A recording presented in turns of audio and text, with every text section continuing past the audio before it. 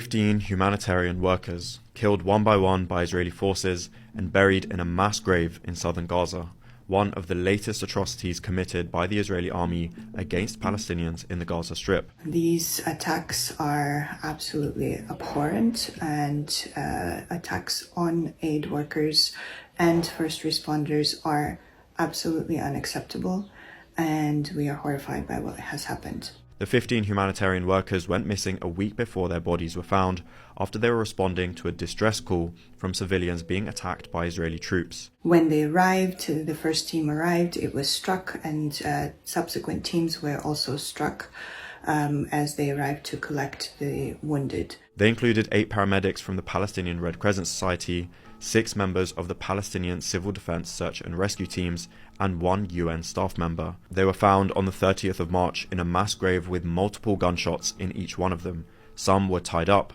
and one was decapitated, according to Mahmoud Basil, spokesperson for the Palestinian Civil Defense in Gaza.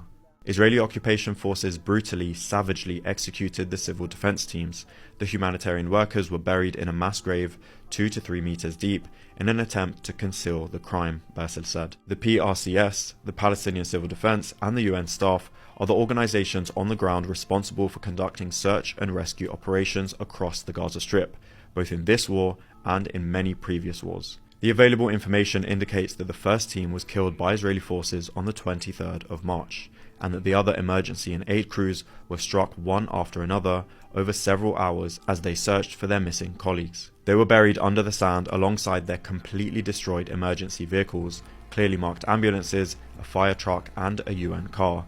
The first body was recovered on the 27th of March, and the remaining 14 bodies were recovered 3 days later after complex search operations. We coordinate our movements with the Israeli authorities to specific areas of Gaza. This is an optional mechanism available to the humanitarians working in Gaza, and it's a mechanism that exists around the world, and basically it provides, it actually assists it's meant to help the parties to the conflict observe their obligations under international law. Video footage documented the search for the bodies and the recovery process from the mass grave and the sand mounds. The emergency these rescue workers were responding to, according to OCHA and the PRCS, were colleagues who had been shot at earlier in the day, when their clearly marked vehicles came under heavy Israeli fire in Rafah City's Tel Sultan district. Health workers should never be a target, and yet we're here today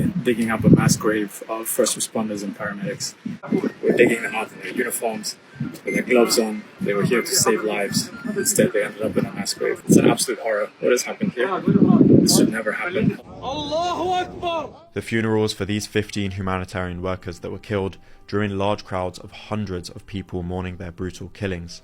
One of the paramedics killed was Ashraf Nasser Abu Lebda. His mother told our reporter on the ground in Gaza, "My son volunteered to help the wounded. He did not receive a salary, he loved his work, and he was dedicated to it. The Israeli army are treacherous. They have no honor, no agreements, no integrity.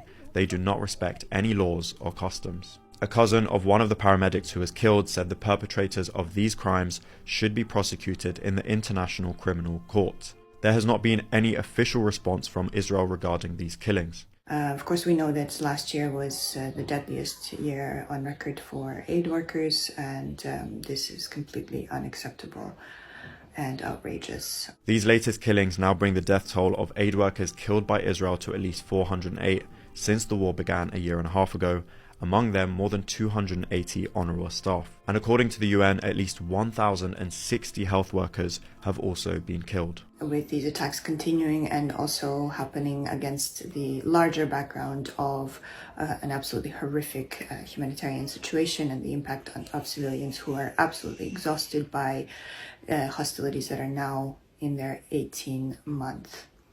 And of course, massive displacements are continuing to happen, with the displacement orders being issued almost on a daily basis, and several hundreds of thousands of people have now been newly displaced, on top of the 90% of the population that had been displaced earlier, many of them dozens of times. We are continuing to call on protection of civilians, on reinstating the ceasefire immediately and on reopening the crossings for the entry of cargo, because it has now been 1 month since they have been completely shut and nothing has entered Gaza. We are rapidly running out of supplies and facing massive risks of hunger once again returning to Gaza unless the situation changes rapidly and the crossings are reopened.